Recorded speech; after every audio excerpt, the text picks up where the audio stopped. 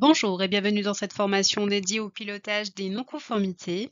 Vous êtes professionnel en QSE, étudiant en QSE ou en qualité, vous êtes confronté à des non-conformités récurrentes, vous souhaitez éradiquer les problèmes à la source plutôt que de les contourner, alors vous êtes au bon endroit. Je suis Kaïssa et aujourd'hui je vais vous guider pas à pas pour vous aider à éradiquer vos problématiques et impliquer vos équipes. À travers mes expériences, j'ai constaté que l'efficacité de résolution des problématiques dépendait unanimement de différents éléments. D'abord, l'application des bons outils et de la bonne méthodologie de traitement de résolution des problèmes. Cela dépend également de la clarté des supports de l'analyse et de l'animation du plan d'action, de l'analyse des indicateurs de performance permettant de prendre les bonnes décisions et de traiter les problématiques les plus récurrentes, l'importance de la communication avec le client et donc du pilotage de la relation client et l'importance de l'animation des routines liées aux non-conformités dans l'atelier, puisque le traitement des non-conformités se fait avec les équipes en multimétier. C'est pour cela que j'ai organisé cette formation en 5 parties. Là, dans la première partie, nous allons voir les bases et les définitions. Donc, qu'est-ce qu'une non-conformité? Quels sont les types de non-conformités? En deuxième partie, nous allons aborder la méthodologie de traitement des non-conformités. Donc, nous allons voir la méthodologie des 5 pourquoi et du 8D. En troisième partie, je vais vous montrer comment formaliser votre analyse et comment piloter votre plan d'action et l'animer. En quatrième partie, je vais vous montrer comment extraire des indicateurs à travers les non-conformités, les analyser, prendre les bonnes décisions de performance et également à faire votre analyse de tête de Pareto.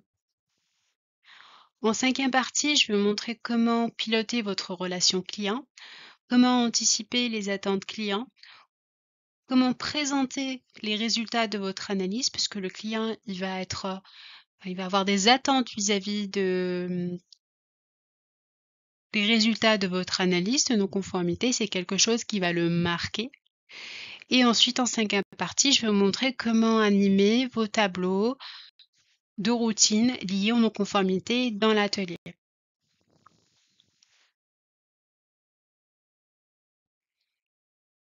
Cette formation va vous permettre d'apprendre à utiliser les bons outils pour réussir, identifier ce qu'est une non-conformité, un problème à résoudre, adopter une approche factuelle lors de l'analyse et vous faire progresser au fil des sections par des quiz et des exercices.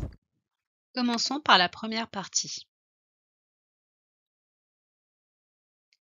Les bases et les définitions. Qu'est-ce qu'une non-conformité? Une non-conformité, selon l'ISO 9000-2015, c'est une non-satisfaction à une exigence. Autrement dit, c'est tout écart entre ce qui est prévu et ce qui est réalisé.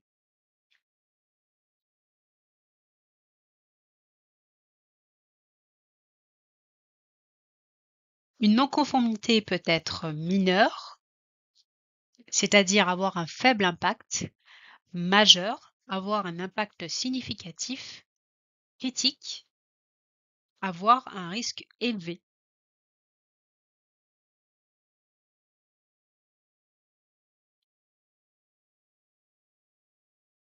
Une non-conformité peut avoir différentes sources. Ce n'est pas forcément un humain qui va réaliser la non-conformité, qui va générer la non-conformité, il va y avoir différents facteurs. Ça peut être une non-compréhension d'une procédure ou la non-existence de la procédure, une défaillance d'un matériel, une méthode inadaptée, un défaut de formation, une non-conformité liée à un fournisseur également.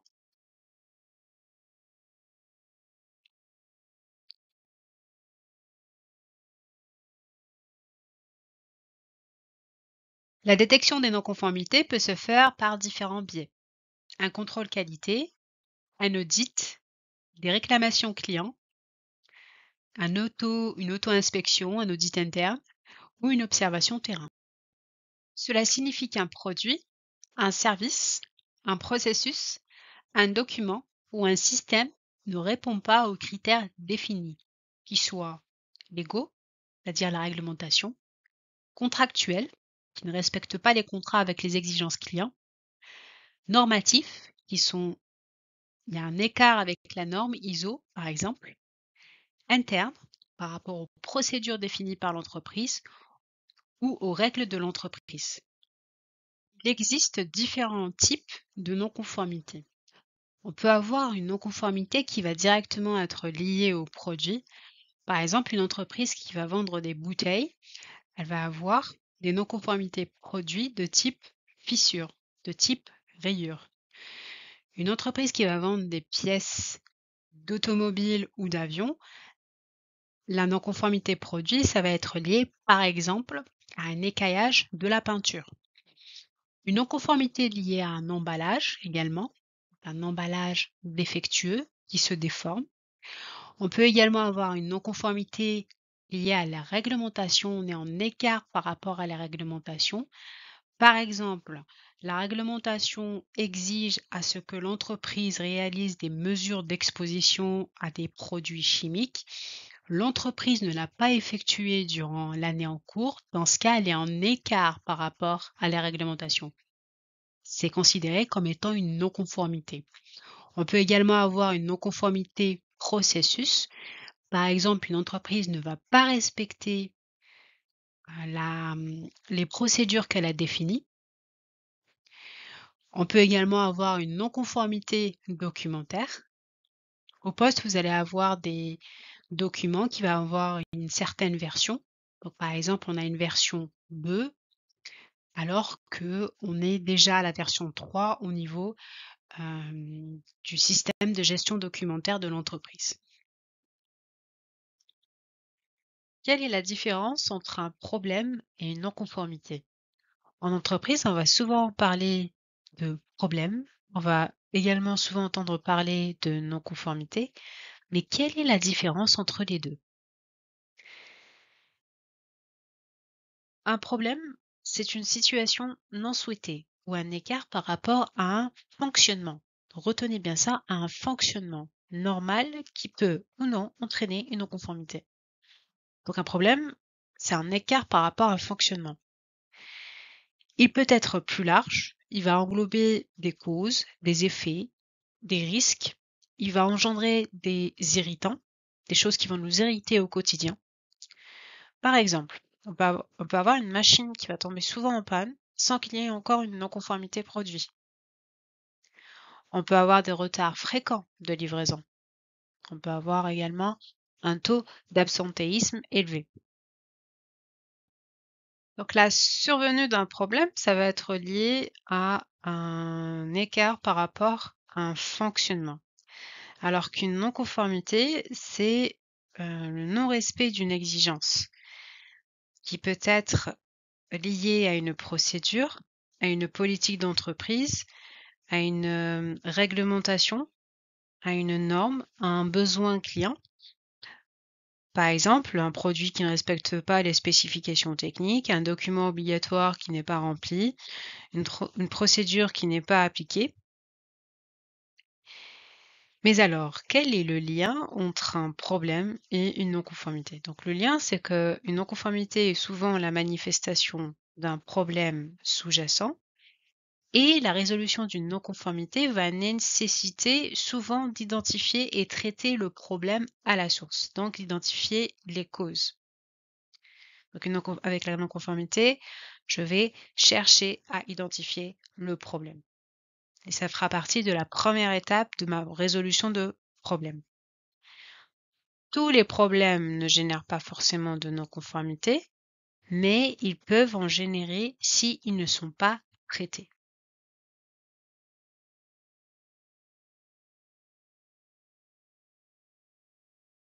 Partie méthodologie. Qu'est-ce que le 8D? Le 8D, c'est une démarche structurée de résolution de problèmes qui permet d'identifier l'origine du problème et de traiter la cause racine et de déployer des actions efficaces. C'est-à-dire, c'est en traitant la cause racine que je vais arriver à éliminer la récurrence des problèmes. Cela se fait via le 8D, qui est une démarche de résolution de problèmes, qui est constituée de différentes étapes, donc de D1 à D8. C'est pour cela qu'on appelle ça un 8D. Et donc, qu'est-ce qu'on a dans les étapes de résolution de problèmes? Donc, on a en D1 constitué l'équipe, donc je réunis, je planifie ma résolution de problèmes en équipe multimétier. Ça peut être avec la production, avec un service méthode, avec un service logistique, avec un service planning, par exemple. Voilà, donc ça, c'est pour D1. Ensuite, en D2, je vais définir le problème par une méthode qui s'appelle le QQOQCCP, qu'on verra tout à l'heure en quoi consiste cette méthode.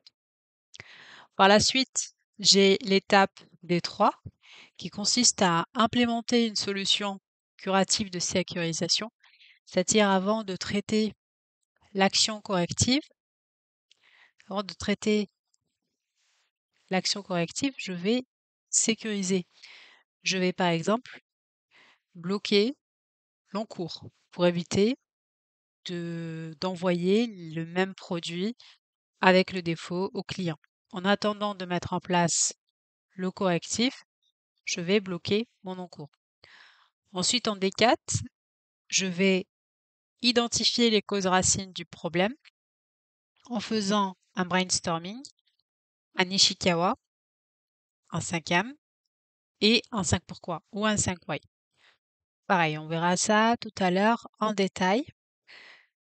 Ensuite, j'ai en D5 la qualification des solutions, c'est-à-dire je vais sélectionner les actions que je souhaite traiter en fonction de la cause racine que j'ai identifiée.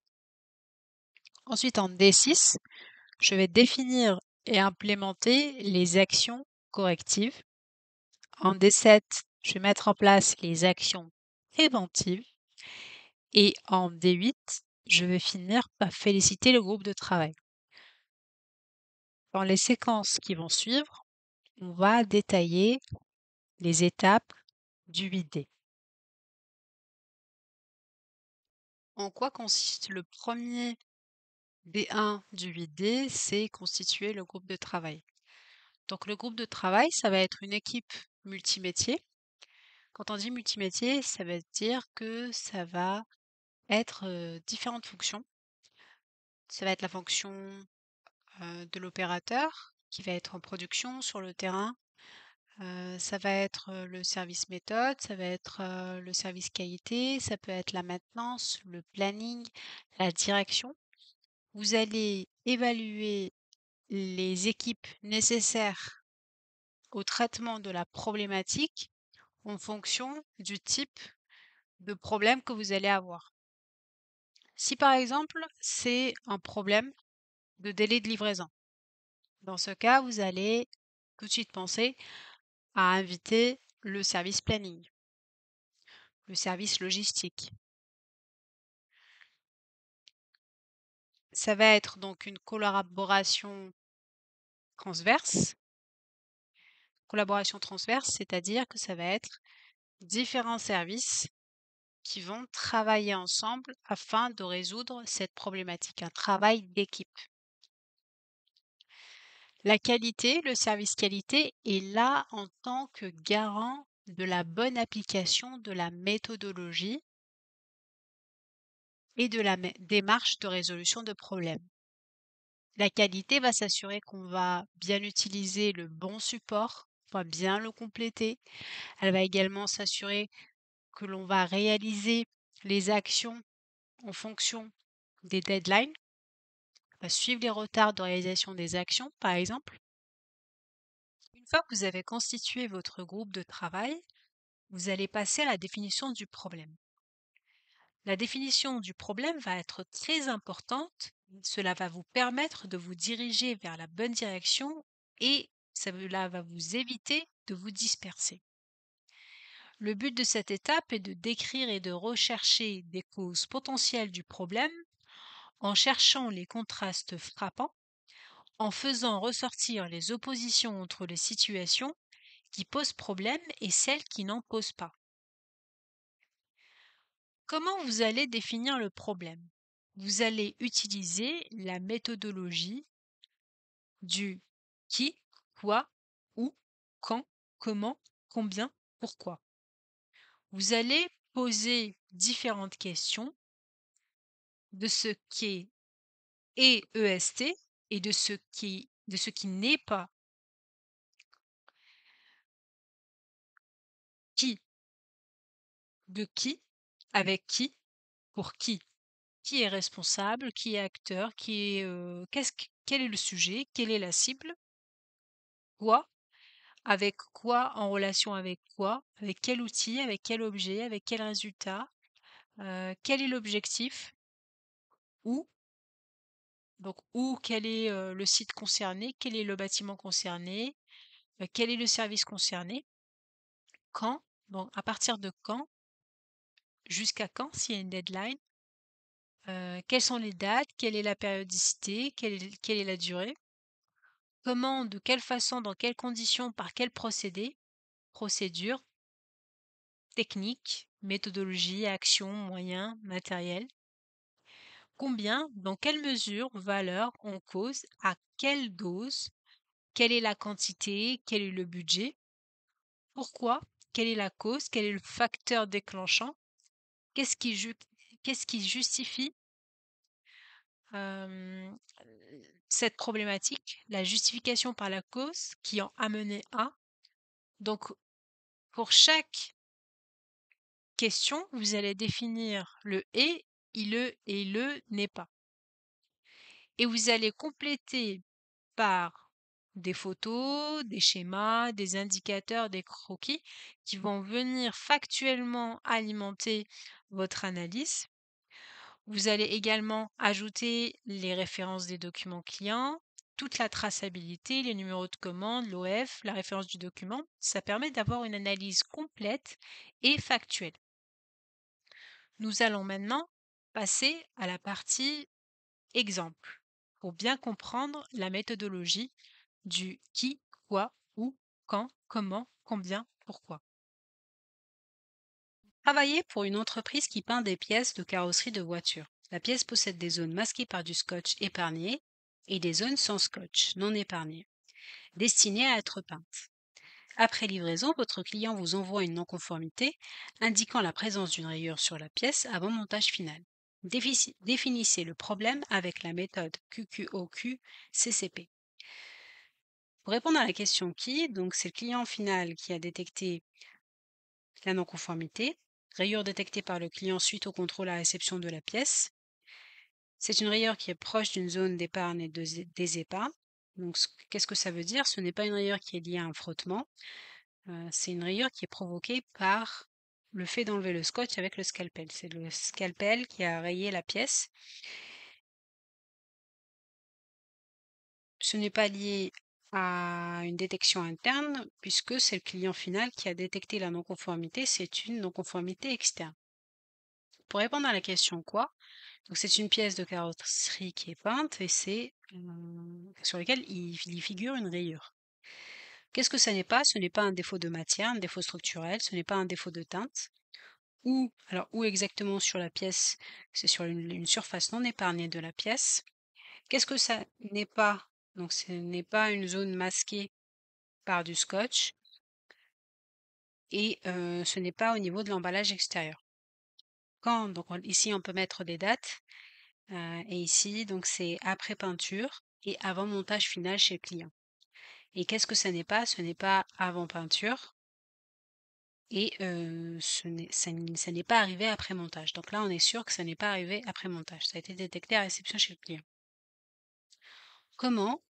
Alors comment ça a été la rayure, elle a été générée suite à la désépargne. Donc c'est lié à un mode opératoire, à une procédure liée à la méthodologie d'épargne et de désépargne.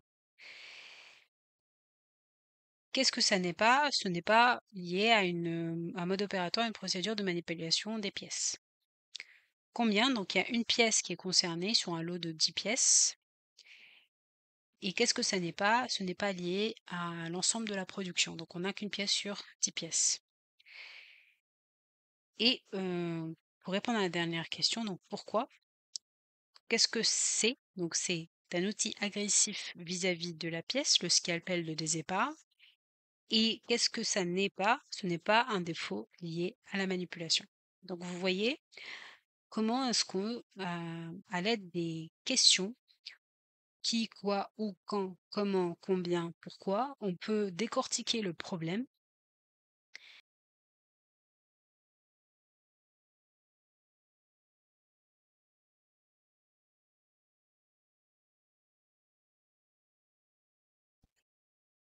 D3, implémenter une solution curative. Cette étape va avoir différents buts.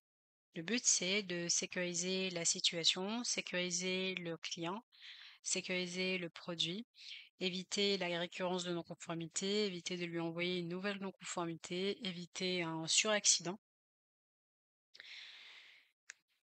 Cette étape a lieu le plus tôt possible, généralement moins de 48 heures. La sécurisation va consister à vérifier l'encours des pièces, les produits et services impactés, les commandants concernés. Vous allez trier, éventuellement bloquer les pièces concernées si vous voyez qu'il y a d'autres non-conformités, vous détectez d'autres défauts qui sont dans l'encours. Ça va également passer par la communication via les routines. Ça peut être par exemple des routines de l'atelier comme des SQCDP, des animations à intervalles courtes également. Nous reviendrons plus tard sur les types de routines qu'on peut avoir dans l'atelier pour le pilotage de la résolution de problèmes. Donc pas d'inquiétude par rapport à ça. Ça peut également consister en la suppression de l'outillage suspecté du défaut, du rappel immédiat des règles de travail, de la restriction de l'activité à une des personnes expérimentées. C'est vraiment un verrou temporaire que vous mettez. Ça peut également consister à baliser la zone, par exemple, également. Ici, si on prend notre exemple concret, où on avait une rayure sur la pièce, dans ce cas, donc, ce qu'on va faire, c'est vérifier si j'ai la même référence de pièces dans mon encours et si j'ai le même défaut dans mon encours. Donc, je vais contrôler mes pièces, je vais les trier, je vais les bloquer, les isoler. Maintenant à D4, à l'identification des causes racines du problème. Pour identifier les causes racines, on peut utiliser 3 méthodes. La première méthode va consister à brainstormer. C'est une méthode qui est axée sur la capacité créative d'un groupe à trouver des idées, solutions originales. Toute idée est bonne à prendre dans cette étape. Il n'y a pas de restriction d'idées sur les causes. On prend tout, on note tout. Cette méthode est à utiliser avec le diagramme de cause à effet, l'Ishikawa. C'est une méthode qui permet de lister les causes qui ont une influence sur un effet. Ça permet de classer et de hiérarchiser les causes en utilisant ce qu'on appelle les 5 M. Nous verrons les détails tout à l'heure. L'avantage de cette méthode, c'est qu'on peut l'appliquer à l'ensemble des métiers. On peut l'utiliser à tous les types de problématiques. Une problématique RH, par exemple. Un autre avantage, c'est que ça permet de ne pas oublier un autre périmètre. Rien n'est laissé au hasard. L'inconvénient, c'est que ça catégorise. Donc, cela peut engendrer une restriction du périmètre de recherche des causes. C'est pour ça que c'est important de l'utiliser avec le brainstorming pour être sûr de ne rien oublier. Après les 5 M, l'identification des causes par les 5 M, on va passer aux 5 pourquoi. Les 5 pourquoi, c'est une méthode qui permet de poser 5 fois le pourquoi, comme un enfant qui va poser le pourquoi si, pourquoi cela, pourquoi si, afin d'affiner la recherche de la cause. Le brainstorming peut se faire à l'aide de post-it que vous allez coller ou alors à l'aide d'un tableau. Vous allez noter toutes les idées des équipes. Vous allez poser les questions, animer la session de brainstorming de sorte à générer des idées auprès des équipes. Ce qui va être important, c'est de bien préparer le sujet et de bien animer. C'est la clé. Le responsable qualité, de manière générale, doit poser des questions, rebondir sur des informations et provoquer la réflexion. Brainstorming est à utiliser avec la méthode Ishikawa, ou communément appelée le diagramme de cause à effet, ou alors l'arête de poisson, puisque ça ressemble à une arête de poisson. Dans la case problème, vous allez décrire la description du problème, par exemple une rayure sur une pièce de carrosserie, et vous allez lister les causes racines en fonction du milieu, des machines, de la main-d'œuvre, des méthodes utilisées et des matières. Toutes les causes possibles doivent être listées sur ce diagramme, toutes les causes que vous avez identifiées durant le brainstorming. Par la suite, nous allons sélectionner les causes retenues pour pouvoir appliquer des actions correctives. Un point important lorsque vous allez chercher la cause racine, il sera important de vous poser des questions par rapport aux documents de référence, aux standards. Est-ce que le document ou est-ce que le standard il existe? Non, c'est une cause racine, il faut le créer. Ensuite, si le document existe ou le standard existe, vous allez vous poser la question de est-ce qu'il est connu? Sinon, c'est une cause racine. Il faut former jusqu'à la maîtrise. Ensuite, vous allez vous poser la question s'il est pertinent. Est-ce que le standard est pertinent? Non, c'est une cause racine, il faut donc l'améliorer. Ensuite, vous allez vous poser la question si le standard est appliqué. S'il n'est pas appliqué, dans ce cas, c'est une cause racine. Donc, nous avons vu le brainstorming. Ensuite, nous avons vu la méthode des 5M qui permet de catégoriser les causes en 5M, milieu, main-d'œuvre, méthode, machine, matière. Nous avons vu également les standards. On va se poser des questions liées aux standards. Est-ce qu'on a fourni les moyens? Est-ce que les moyens existent? Est-ce que les standards existent? Est-ce qu'ils sont connus? Est-ce que les standards ils sont pertinents ou est-ce qu'ils sont appliqués? Par la suite, nous allons passer à la partie 5 why ou 5 pourquoi qui permet d'affiner la recherche de causes racines. Les réponses aux 5 pourquoi doivent pouvoir être lues de haut en bas, du haut vers le bas et inversement. Nous allons voir tout à l'heure un exemple pour comprendre. Donc, comment je lis les 5 pourquoi du haut vers le bas et inversement et quelle est la conséquence. Qualifier les solutions. Une fois qu'on a listé toutes nos causes racines, on va identifier les causes racines qui vont déboucher sur des actions correctives à mettre en place. Pour résumer, sur quoi je vais me concentrer pour pouvoir mettre en place des actions correctives. Le but des actions correctives, c'est de corriger le problème. Pour pouvoir corriger le problème, je vais sélectionner des causes racines selon différents critères. On peut utiliser ce qu'on appelle la matrice de choix en fonction de l'efficacité, en fonction du coût. Est-ce que je vais devoir investir une somme importante, une somme moyenne, une somme faible?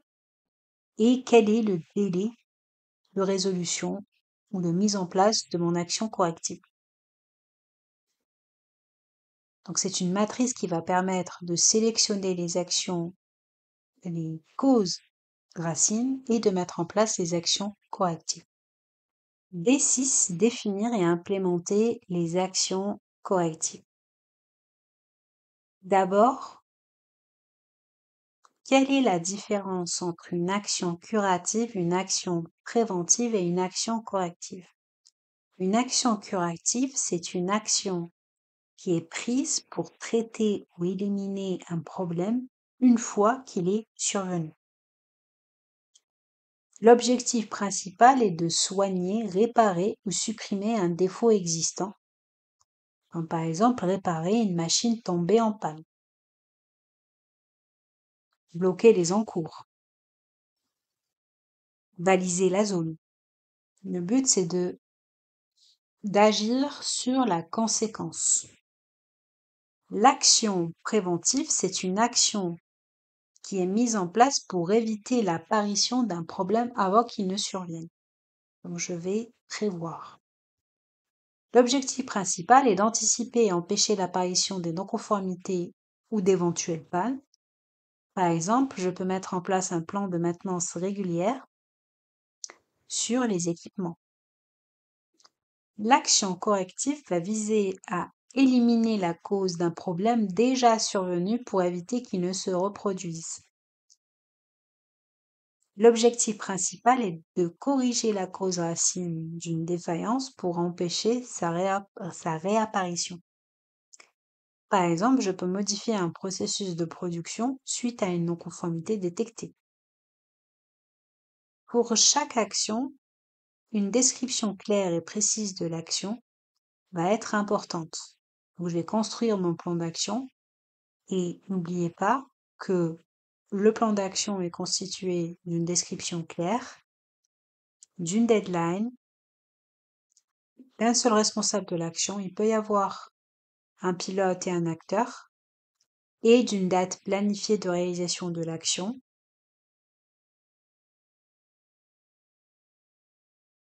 d'une date de réalisation, d'une vérification de l'efficacité de l'action. Mettre en place des actions préventives. Donc ça va être la même chose qu'en D6. Je vais construire un plan d'action avec une description de l'action claire. Je vais utiliser des verbes d'action, mettre à jour, implémenter, etc. Je vais définir un pilote d'action, une deadline, une date de réalisation. Je vais vérifier l'efficacité des actions. N'oubliez pas cette partie également. Et donc en D7, je vais mettre en place une action préventive qui va me permettre d'éviter l'apparition d'un problème. Ça va être par exemple en faisant une séance de sensibilisation, en créant une défothèque, en créant une flash qualité, en définissant des bonnes pratiques pour éviter l'apparition du problème. Avoir défini mon plan d'action, mes actions curatives, correctives et préventives, je vais évaluer l'efficacité de mes actions.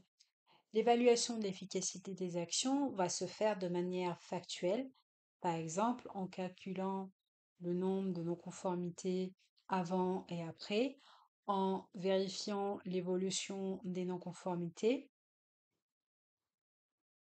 Une fois que j'ai validé l'efficacité, j'ai confirmé que mes actions ont été efficaces, je vais pouvoir clôturer mon UID. Je vais officiellement clôturer mon document. Je vais vérifier la traçabilité, les informations. Et en D8, je n'oublie pas de féliciter le groupe de travail. Ça permet donc de la reconnaissance, féliciter pour le travail fourni, de motiver les équipes pour les prochains UID également. Vous pouvez choisir de le faire sous forme de moments de convivialité ou alors dire tout simplement merci. Exemple concret. Nous allons continuer de déployer notre 8D selon l'exemple de la rayure sur la carrosserie. Donc nous avons défini le problème selon la méthode qui, quoi, où, quand, comment, combien, pourquoi. Donc ça nous permet de bien comprendre la problématique, nous avons défini le et le n'est pas. Ensuite, il conviendra donc de réunir l'ensemble des équipes multimétiers et de faire un brainstorming. Différentes idées peuvent ressortir, il conviendra de tout noter. Donc on peut avoir par exemple le scalpel, donc l'outil de désépargne. On peut avoir la méthode de désépargne, c'est-à-dire je désépargne de l'intérieur vers l'extérieur au lieu de l'intérieur vers l'extérieur, au lieu de l'extérieur vers l'intérieur. On peut également avoir une pollution sur la table, rayures générées par le frottement entre l'inclusion et la pièce. Donc le fait de poser la pièce sur la table, une table sale peut générer une rayure. Des pièces disposées dans des bacs qui ne sont pas assez hauts, par exemple. Donc le bac du haut va venir frotter sur la pièce qui est en bas. Ensuite, on peut également avoir un dérapage de bâton de désépargne. Donc toutes ces idées, on va les noter. Ensuite, on va procéder au cinquième, au diagramme de cause à effet. Ce qui va être important, c'est de bien noter la problématique que vous avez définie grâce à la méthode qui, quoi, où, quand, comment, combien, pourquoi. Donc ici, en l'occurrence, la problématique, ça va être la présence d'une rayure sur une zone épargnée puis désépargnée. Le défaut a été détecté chez le client. Donc ensuite, on va noter les causes en fonction des catégories. Pollution sur la table dans le milieu, ça va concerner le milieu. Dans main-d'œuvre, ça va être tout ce qui est mode opératoire, procédure. Donc ici, en l'occurrence, ça va être la procédure ou le mode opératoire de désépargne. En méthode, ça va être la méthode de désépargne. Donc dans quel sens je désépargne, par exemple. Dans machine ou moyen, on peut avoir la catégorie moyen au lieu de machine. Donc ça va être le scalpel. Et ensuite, dans matière, on peut avoir l'état de la pièce à réception. Une fois que j'ai défini mes 5 gammes, je n'oublie pas de me poser la question par rapport au mode opératoire, par rapport aux standards. Est-ce que j'ai tous les standards qui existent? Parce que là, ici, par exemple, ça va être la méthodologie de, de désépargne. Donc le mode opératoire lié à la désépargne. Est-ce qu'elle existe? Est-ce qu'elle est bien écrite? Est-ce qu'elle est connue? Est-ce qu'elle est améliorable? Est-ce que tout est clair à l'intérieur? Est-ce qu'on n'est pas allé de façon superficielle dans la description du mode opératoire? Ça peut arriver également. Et est-ce qu'elle est bien appliquée? Et si elle n'est pas appliquée, pourquoi est-ce qu'elle n'est pas appliquée? Est-ce qu'elle est bien comprise, pas comprise? Est-ce que tout le monde a l'information? Est-ce qu'on ne veut pas? Est-ce qu'on ne comprend pas? Donc, tout ça, on va aller chercher via les questionnements qu'on va se poser. Ensuite, on va qualifier les solutions. Donc, on va identifier les causes racines qui vont déboucher sur des solutions. Quelle est la meilleure solution en fonction du coût que je suis prêt à mettre, du délai, de l'efficacité de l'action. Donc, on va revenir à la réalité terrain. Et on n'oublie pas le nerf de la guerre qui est le coût d'investissement. Est-ce que ça vaut le coup d'investir sur un nouveau scalpel? Est-ce qu'il va y avoir un retour sur investissement par rapport aux non-conformités générées, au coût de reprise des pièces suite à non-conformité? Donc, c'est toutes ces questions qu'on va aller se poser. Et ensuite, je vais définir les 5 pourquoi. Donc ici, si je prends par exemple la cause racine liée à la pollution sur la table, donc pièce rayée par une pollution sur la table. Pourquoi? Puisqu'on a une présence de pollution sur la table où sont posées les pièces. Pourquoi? Parce que les pièces sont rayées par le contact entre la pollution et la pièce en manipulant la pièce. Pourquoi? Parce que la table est non nettoyée et la pièce est frottée contre la table. Donc ici, je vais venir définir un plan d'action en fonction de la cause racine que j'ai identifiée et sachant que donc, je peux me poser les questions en sens inverse également. Donc le plan d'action, ça va être lié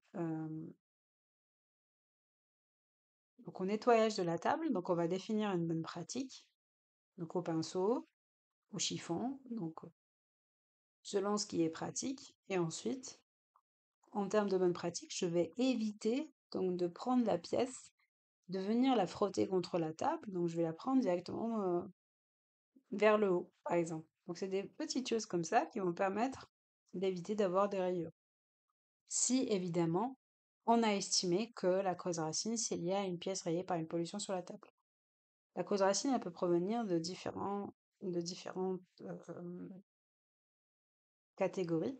Et ici, ça va être défini en fonction. Donc, ça peut être la géométrie de la pièce, ça peut être les éléments factuels que vous allez recenser, ça peut être aussi le rétex qu'on peut avoir, c'est-à-dire le retour d'expérience. On sait que on a déjà eu des non-conformités liées à ces pièces-là et on sait que c'est par exemple lié, c'est lié à la méthode de désépargne. Voilà, c'est tout ça qu'on va venir identifier dans ces setups. Et une fois qu'on a donc identifié notre cause racine, on va venir définir un plan d'action, des actions correctives. Donc les actions correctives, ça va être la définition des bonnes pratiques, les présenter aux équipes. Ça peut être une défautec, ça peut être un flash qualité, ça peut être la modification de la gamme opératoire. Donc le but c'est d'informer. Ça peut être la modification du scalpel, donc un scalpel moins agressif, un scalpel en céramique, l'interdiction du scalpel également. On n'utilise plus de scalpel, on va trouver un autre outil, on va investir sur un autre outil.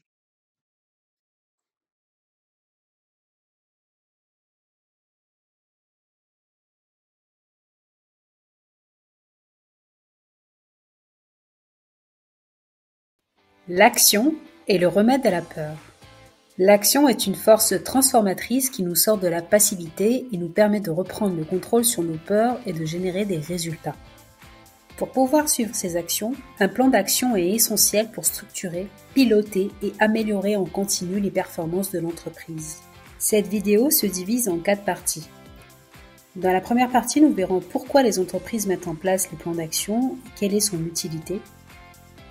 Dans la deuxième partie, nous verrons la structure du plan d'action.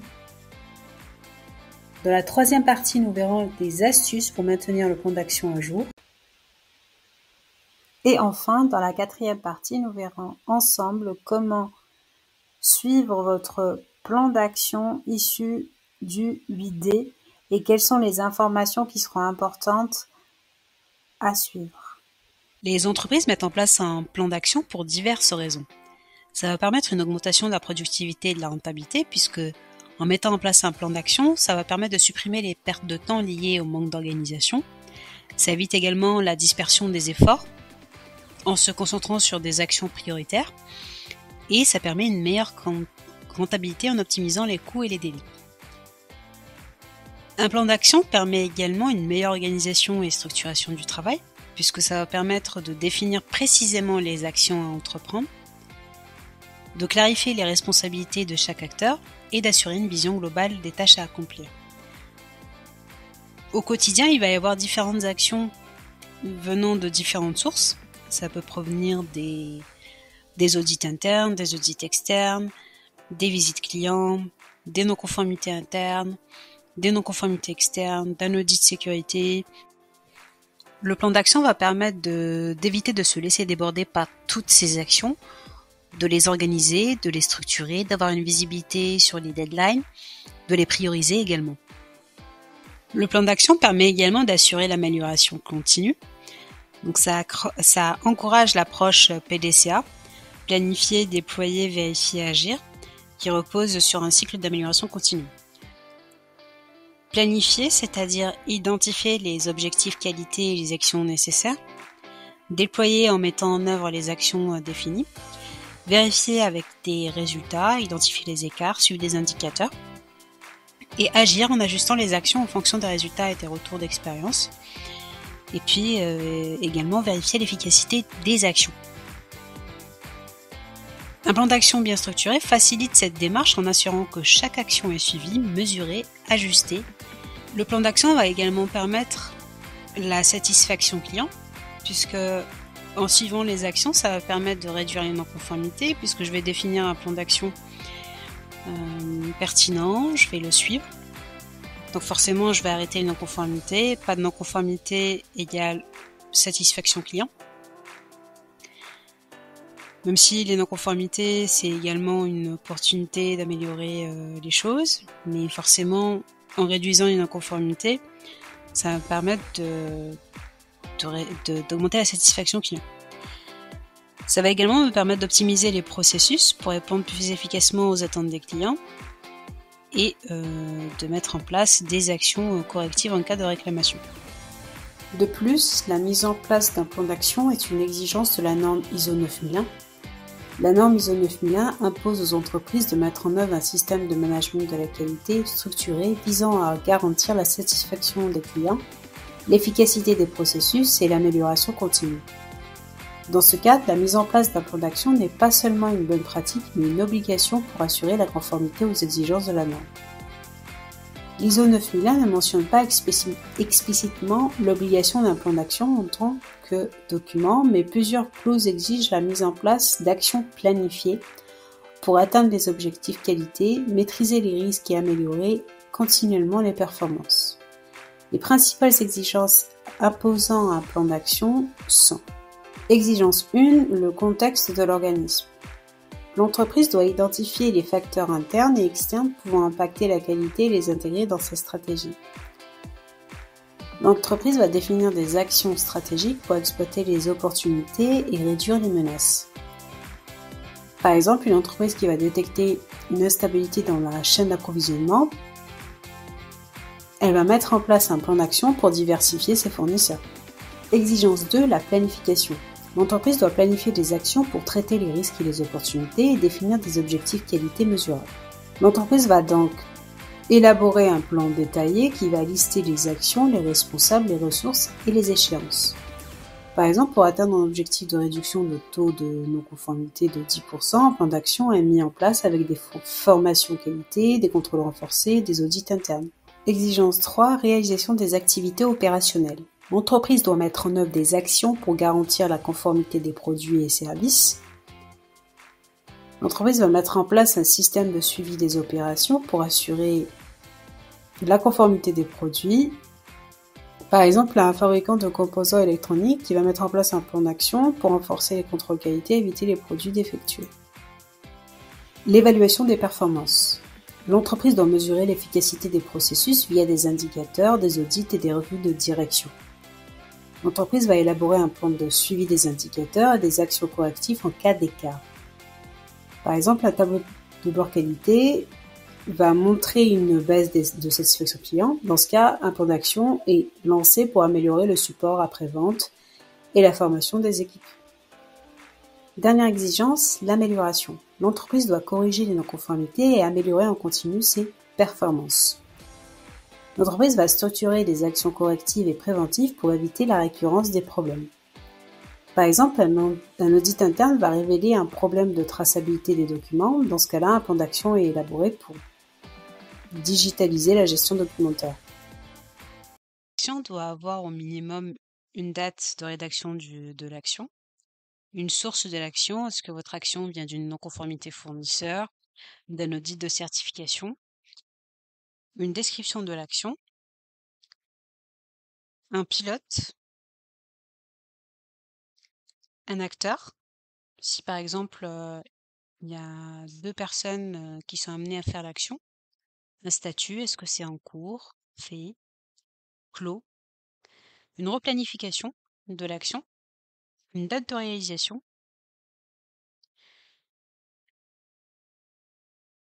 et un moyen de vérification de l'efficacité de l'action. Une entreprise qui ne met pas en place un plan d'action structuré risque une non-conformité lors d'un audit ISO 9001 pouvant entraîner une perte ou un refus de certification, des inefficacités dans la gestion des processus et un manque de coordination, une détérioration de la satisfaction client due à des problèmes non résolus, une absence de pilotage clair des actions qualité rendant difficile l'atteinte des objectifs. Un plan d'action n'est pas un plan d'action tant qu'il n'est pas animé, tant qu'il n'est pas suivi. Il n'y a pas de recette secrète pour maintenir à jour un plan d'action. L'idée est de garder une rigueur dans le suivi, dans la mise à jour, dans la relance des pilotes des actions, de se mettre des routines. Je vous conseille également de définir des dates qui sont réalisables et réalistes. N'hésitez pas également à replanifier les deadlines des actions afin de ne pas rester en retard. Une autre astuce également, c'est de suivre des indicateurs comme par exemple le taux de réalisation des actions, le nombre d'actions réalisées sur l'ensemble des actions totales, ou encore le nombre d'actions réalisées dans les délais. L'analyse idéale seule ne suffit pas. Il faut suivre et implémenter le plan d'action, c'est-à-dire agir. Votre plan d'action, vous allez l'alimenter par des éléments qui vont vous permettre d'éradiquer la problématique. Ces éléments vont être par exemple des éléments de suivi, comme votre tableau de suivi des non-conformités de vos idées, par exemple. Soit vous utilisez Excel, soit vous utilisez d'autres logiciels en fonction de ce que vous choisissez d'implémenter et de ce qui est adapté à votre entreprise.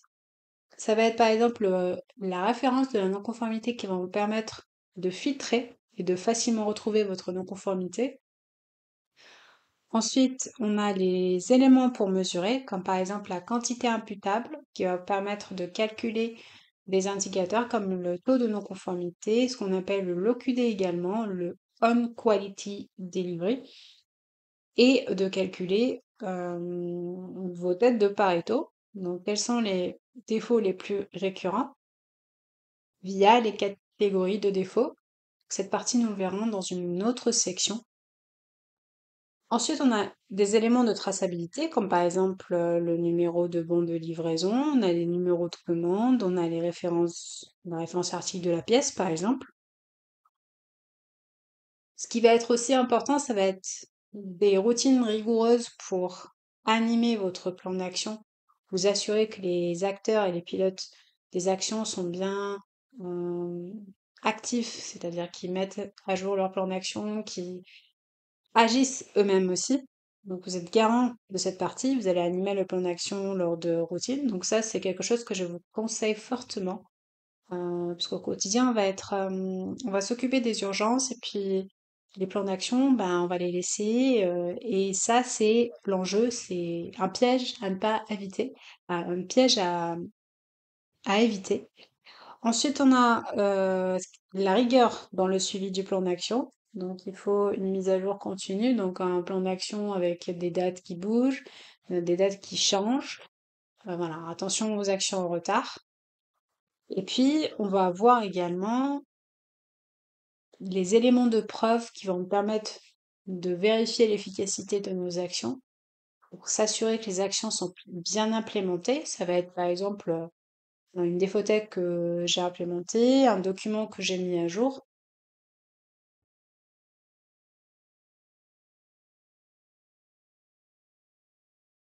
Suivre et alimenter son plan d'action.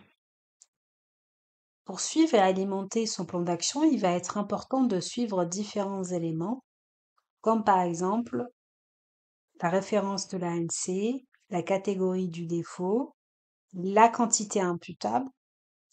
Pour cet exemple concret, on va prendre l'exemple de la rayure sur la carrosserie. La référence de la non-conformité va permettre de filtrer directement sur la non-conformité que l'on va rechercher. La catégorie de défaut va nous permettre de traiter les têtes de Pareto et ainsi identifier la récurrence des défauts, c'est-à-dire les défauts les plus récurrents. À partir des défauts les plus récurrents, je vais ouvrir mon idée et donc être plus efficace, fournir de l'énergie dans mes 20% d'efforts pour 80% de résultats. Nous verrons cette partie en détail dans la partie analyse des indicateurs de performance. On peut également avoir des sous-catégories de défauts pour détailler la catégorie de défauts. Ici, par exemple, ça va être une rayure suite à des épargnes. Il va en élément de traçabilité, ce qui va être important également, c'est les références articles, le nom de la pièce, la désignation de la pièce. Ici, dans notre exemple, donc c'est case 7.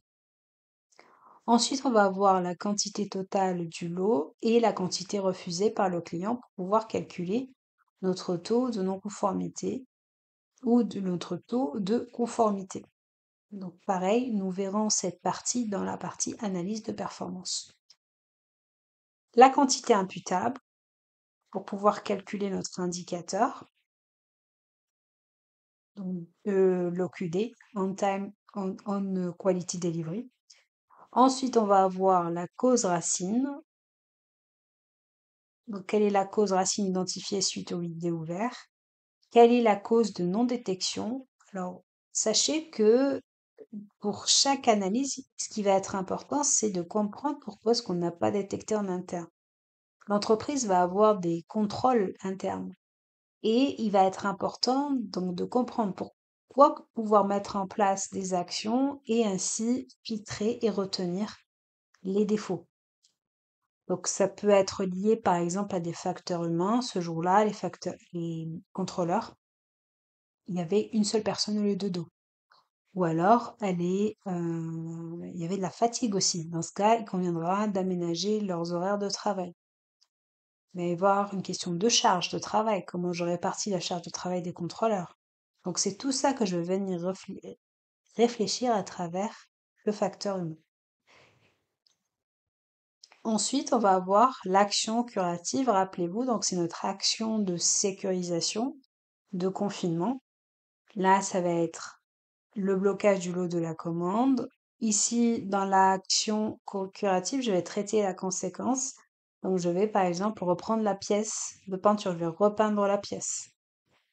Et ensuite, on a notre action corrective. Donc, on peut avoir des nouvelles bonnes pratiques qui vont être mises en place, changer la méthode des épargnes, commander un nouveau scalpel en fonction de la cause racine ou des causes racines identifiées.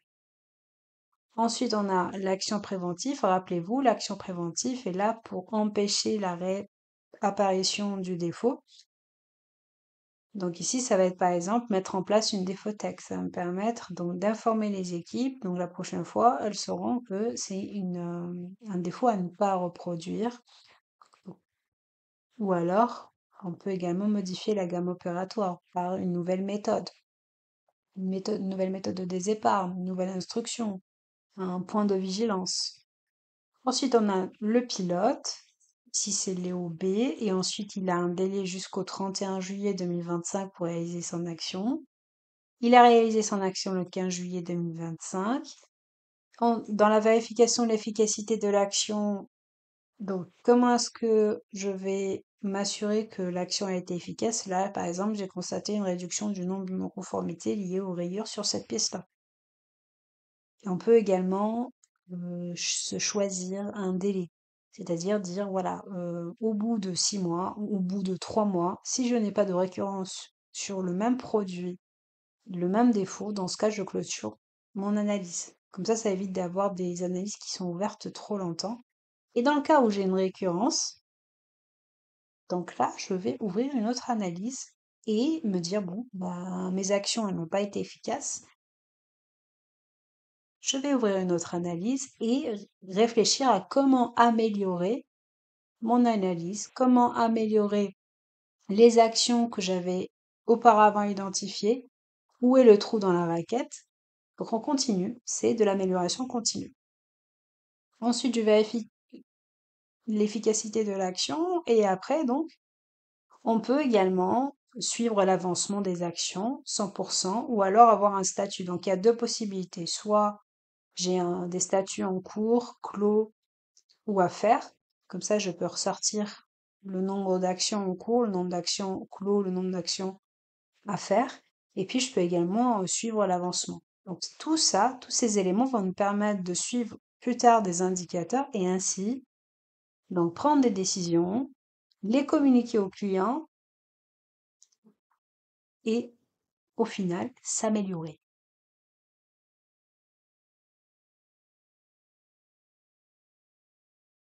Les actions que vous allez mettre en place vont directement impacter la performance, les pertes ou les gains de l'entreprise. Voici quelques exemples d'indicateurs pertinents qui vont vous permettre de suivre la performance de ce que vous allez mettre en place. On a par exemple l'OQD. L'OQD permet de suivre la performance globale et de vérifier si on a bien suivi les exigences clients. OQD pour On Quality Delivery. On a également le CNQ ou ce qu'on appelle le coût de non-qualité. Ça permet de calculer le coût lié aux non-conformités internes et externes et ça permet d'avoir l'impact sur le chiffre d'affaires. Donc, par exemple, j'ai 1% de non-qualité par rapport au chiffre d'affaires. On peut également suivre les têtes de Pareto, c'est-à-dire identifier les défauts les plus récurrents et ainsi fournir 20% d'énergie pour avoir 80% de résultats. On peut également suivre l'évolution des non-conformités, voir s'il y a une baisse, une augmentation durant le temps. Donc ça permet de suivre l'évaluation, d'évaluer l'efficacité des actions en fonction de ce qu'on a mis en place suite à la définition du plan d'action. Dans les sessions qui vont suivre, nous allons voir comment calculer, construire, mettre en place les indicateurs OQD, coût de non-qualité, tête de Pareto et enfin l'évolution des non-conformités. Nous allons également voir quel est l'impact sur les autres indicateurs de performance comme par exemple l'OTD, la sécurité, la productivité, etc.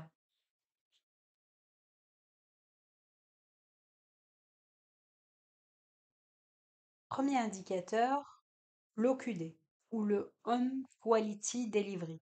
L'OQT va permettre de mesurer la capacité à respecter les exigences que les clients ont transmises, puisque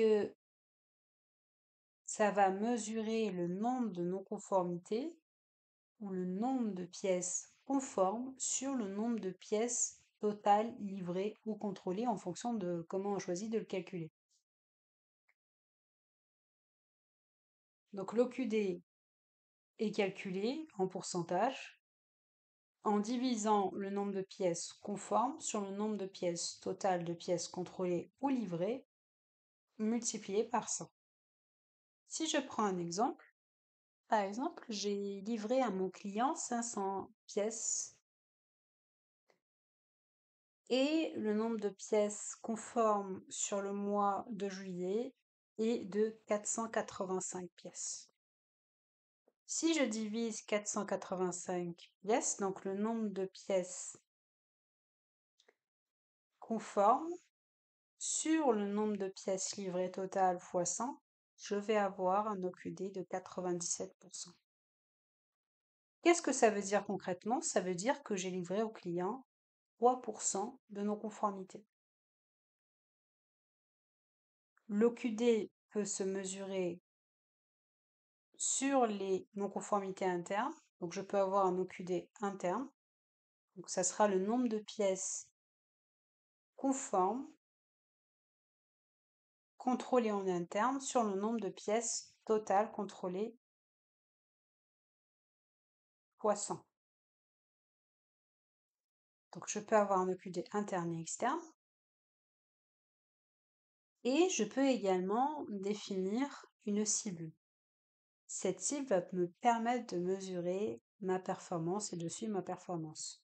Si par exemple je définis une cible à 99%, dans ce cas, si j'obtiens 97%, mon OQD n'est pas bon. Dans ce cas, ce que je vais faire, je vais analyser les non-conformités reçues durant le mois.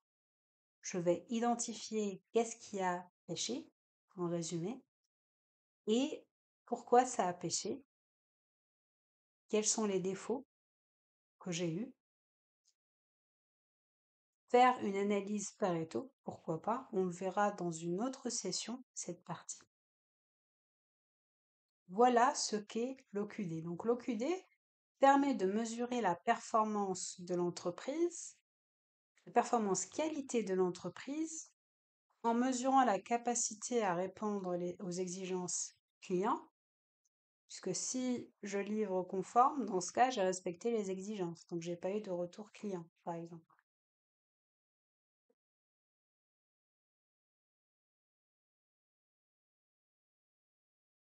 Obtenir un graphe me permettant de suivre l'évolution de l'OQD et d'avoir la proportion du nombre de pièces livrées par rapport au nombre de pièces conformes ou non conformes.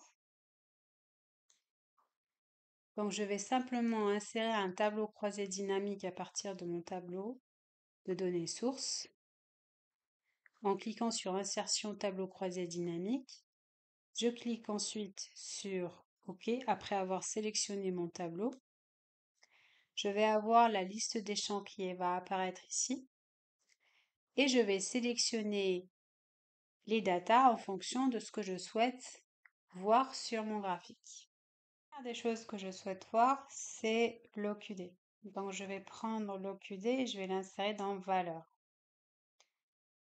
Ensuite, je souhaite voir le numéro de semaine.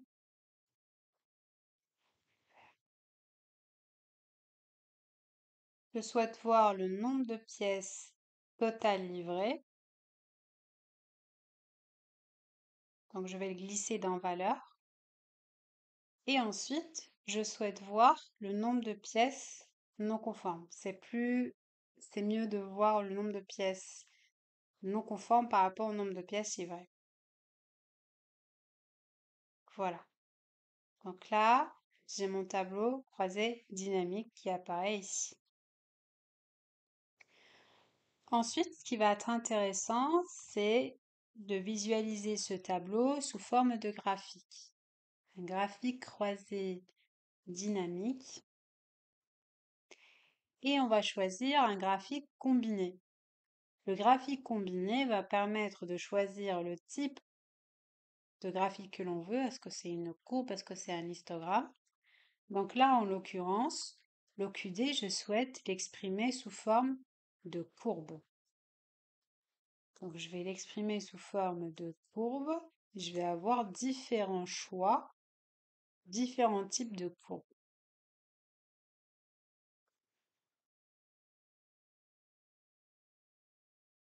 Là, pareil, je souhaite l'exprimer sous forme de graphique. Donc histogramme groupé, voilà. Et donc, ici, je vais le mettre dans l'axe secondaire, comme ça va être séparé des graphiques. Je clique sur OK et j'ai mon graphique.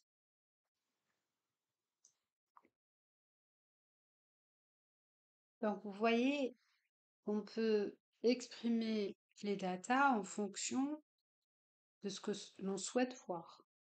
Donc, grâce à la fonctionnalité graphique combinée que je trouve très intéressante.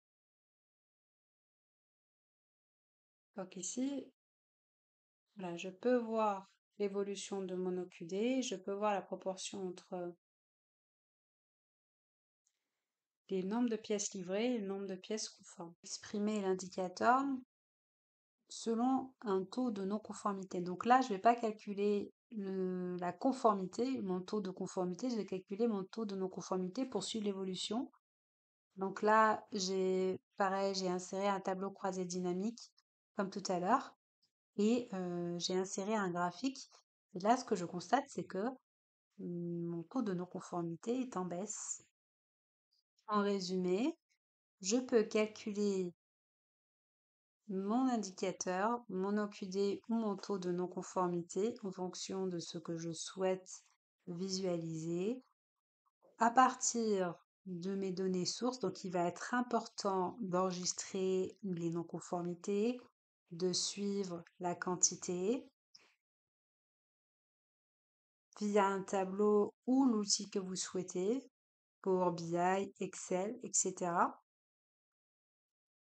Et de les exprimer sous forme de graphique afin de prendre des décisions et pourquoi pas les montrer aux clients également. Donc, pour exprimer ces datas sous forme de graphique, il est possible de le faire sous forme de tableau croisé dynamique en insérant un tableau croisé dynamique à partir d'une plage.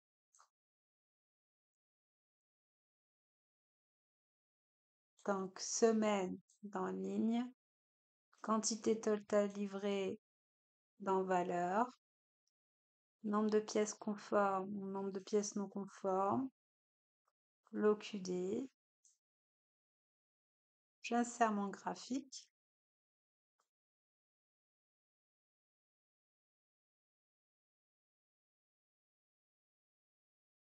Je peux les exprimer sous forme de graphique combiné également.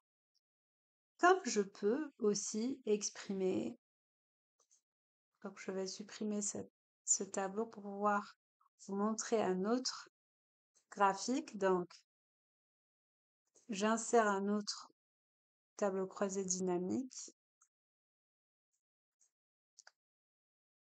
La semaine d'en ligne, quantité totale livrée, le taux de non-conformité. Et là, je vais avoir donc le taux de non-conformité qui va ressortir, par exemple, ou même sans quantité. Donc, juste ça. Je vais insérer un graphique. Je peux l'exprimer sous forme de courbe ou d'histogramme. Donc tout à l'heure, on a vu que c'était sous forme de courbe. Donc là, je vois qu'il y a une baisse, donc ça passe de 1,4% à 0%. Donc on voit qu'il y a une amélioration de l'indicateur et donc on constate que les actions qui ont été mises en place ont été bénéfiques. Donc vous voyez un peu la logique de comment est-ce que ces indicateurs vont me permettre d'identifier et de suivre l'évolution de mes actions et la valeur ajoutée que je vais apporter. Le coût de non-qualité correspond aux pertes financières générées par des défauts ou des dysfonctionnements dans les produits ou services fournis par une entreprise.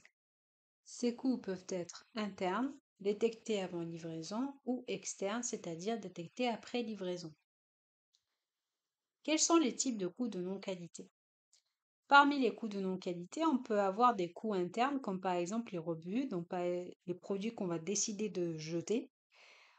On peut aussi avoir une pièce qu'on va retoucher, un produit qu'on va retoucher, par exemple une rayure sur une pièce peinte. Dans ce cas, on est amené à la retoucher. On peut également avoir des coûts liés à une panne de production. Et on peut avoir des coûts externes, comme des non-conformités externes, des retours clients, des garanties, une perte d'image, des pénalités. Donc tout ça, c'est des coûts externes. Prenons un exemple. L'exemple de l'entreprise Betaprod qui a un chiffre d'affaires de 2 millions. Vous avez des non-qualités liées à des rebuts de production de 12 000 euros, des retouches de produits de 8 000 euros, des arrêts machines suite à des défauts de 5 000 euros. On a des coûts de non-qualité externe de 10 000 euros, des interventions services après-vente de 6 000 euros, des pénalités contractuelles pour non-conformité de 9 000 euros. Donc pour calculer le coût de non-qualité, on va additionner donc tous les coûts liés à la production, liés au rebut de production, aux retouches de produits, aux arrêts machines. Et on va calculer également les coûts de non-qualité externes liés au retour client, aux interventions SAV. Donc, en calculant les coûts de non-qualité internes et externes, on va avoir une somme de 50 000 euros. Si je divise par le chiffre d'affaires fois 100, donc 50 000 sur 2 millions de chiffre d'affaires fois 100, ça me fait un coût de non-qualité de 2,5% par rapport au chiffre d'affaires. Donc je perds de l'argent par rapport au chiffre d'affaires de 2,5%.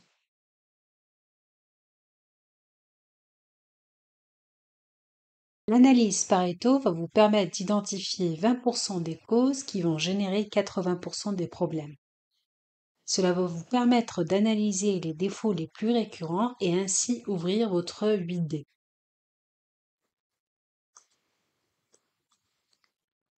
Donc, comment faire une analyse Pareto? Vous allez partir de vos défauts, du nombre de défauts plus exactement, et ensuite, vous allez calculer le total du nombre de défauts. Donc ici, en faisant le calcul, on est à 420. Ensuite, qu'est-ce qu'il faut faire? Il faut calculer le pourcentage des défauts. 120 divisé par le nombre total des défauts fois 100. Ensuite, vous allez calculer le pourcentage cumulé des défauts. Le pourcentage cumulé des défauts est calculé en additionnant le cumul des pourcentages. Donc 28 plus 0, ça fait 28. 28 plus 21, ça fait 50, etc. Jusqu'à avoir 100%. Ensuite, ce que vous allez faire, c'est sélectionner votre graphique, insérer un graphique,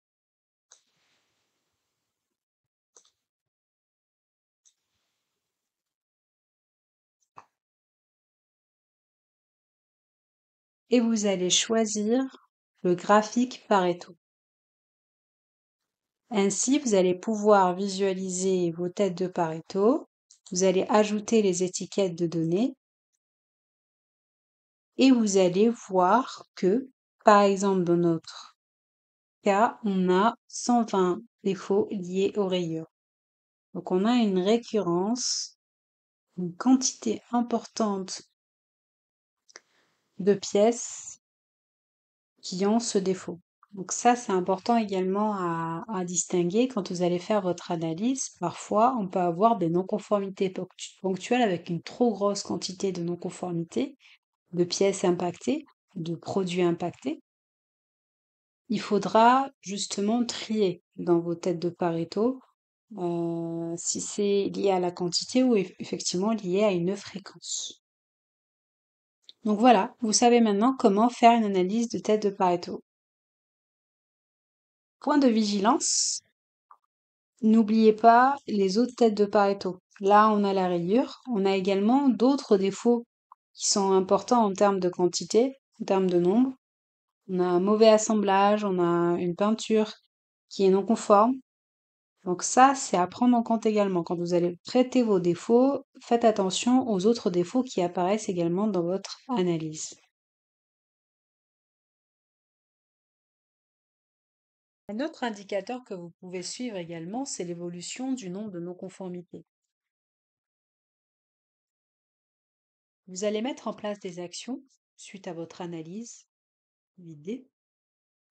Cela va vous permettre de démontrer l'efficacité des actions par l'intermédiaire de la baisse des non-conformités. Un exemple sur ce graphe, on constate que le nombre de non-conformités liées aux rayures est en constante baisse depuis janvier 2024. Donc on voit qu'il y a eu des actions continues qui ont été faites durant l'année 2024, alors que sur l'année 2023, on avait eu une tête de Pareto par rapport à ce défaut. Donc c'est un indicateur qui est intéressant également pour démontrer la valeur ajoutée des actions. Ça permet également de constater le coût, le retour sur investissement qu'on peut avoir suite à l'analyse qu'on a mis en place avec les équipes et les actions qu'on a déployées avec les équipes.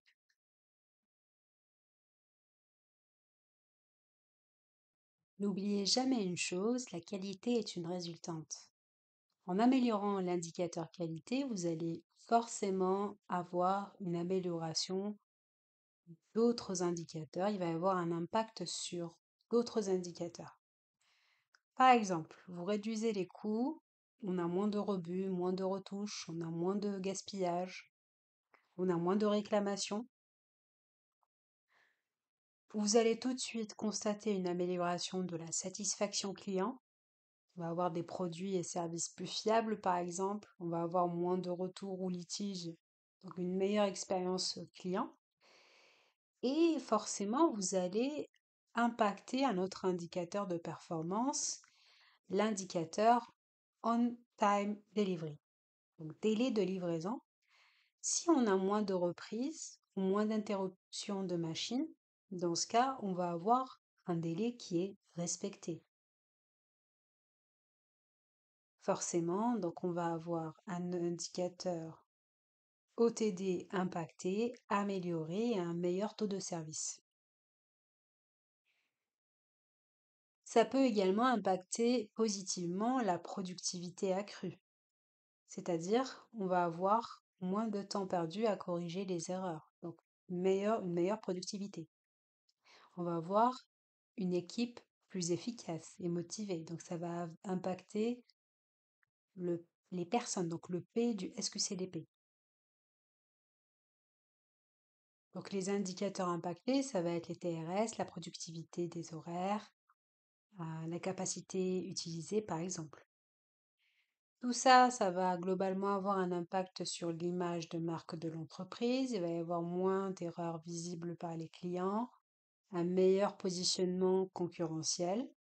Donc on va avoir plus de parts de marché, meilleurs seront les avis clients. On va se différencier par rapport aux autres concurrents. Et enfin, on va avoir également une amélioration du climat social, puisqu'il y aura moins de stress lié aux erreurs. On va fournir les bonnes conditions aux personnes pour travailler. On va fournir les moyens par les analyses, par le traitement de ces problématiques et de ces irritants. On va valoriser le travail bien fait. Rappelez-vous, le dernier 8D du 8D, c'est féliciter le groupe de travail. Forcément, ça va inclure un meilleur engagement. Il va y avoir moins d'absentéisme, moins de turnover, une meilleure satisfaction interne. Donc le message que je souhaite vous passer, c'est que la qualité, c'est une résultante du travail de tout le monde. En améliorant le traitement de vos analyses, en mettant des verrous et en traitant vos irritants, vous allez forcément améliorer la performance globale.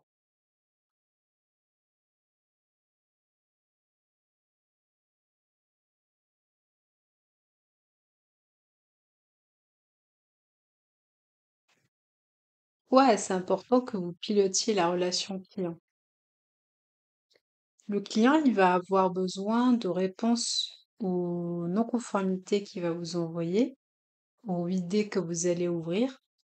Donc, il est important que vous vous mettiez dans cette position où c'est à vous d'anticiper les demandes des clients, c'est à vous de lui transmettre les plans d'action et l'analyse que vous avez faite, puisque lui, dans le cadre du suivi de ses fournisseurs, il va vouloir avoir justement ses analyses, ses plans d'action et des plans d'action pertinents avec des éléments de preuve.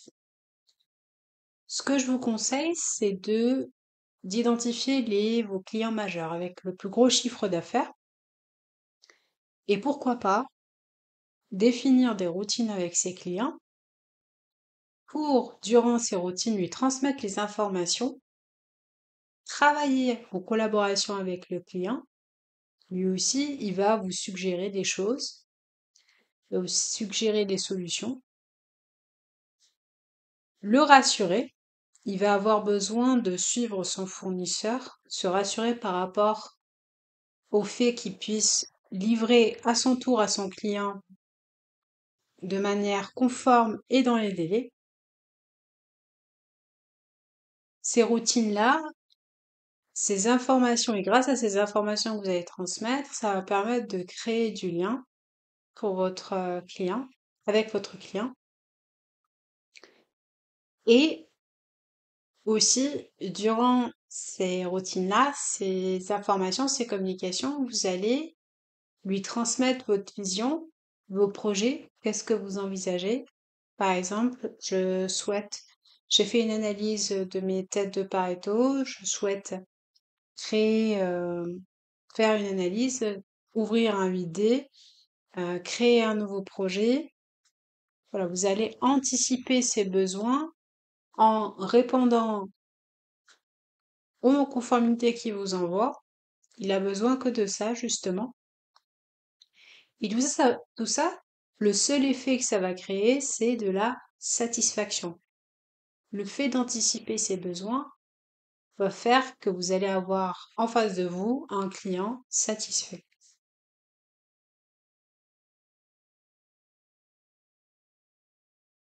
Les informations à transmettre suite à votre analyse de la problématique suite à l'établissement de votre plan d'action.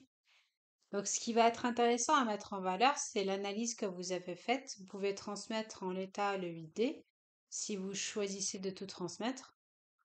Vous pouvez également transmettre et animer durant votre routine ou même le transmettre par mail, le plan d'action sous ce format-là,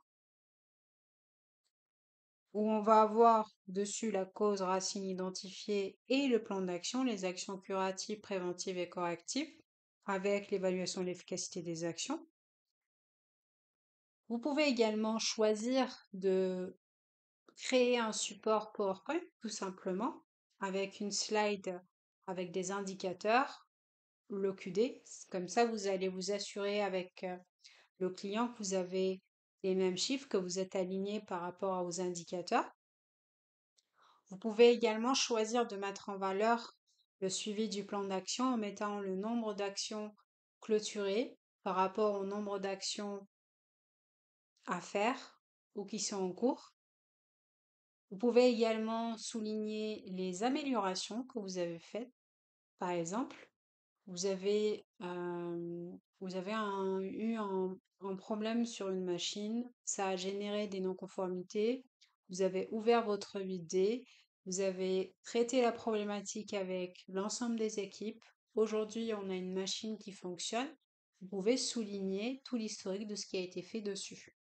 Donc le but, c'est de transmettre les informations, d'anticiper les demandes des clients et de mettre en valeur.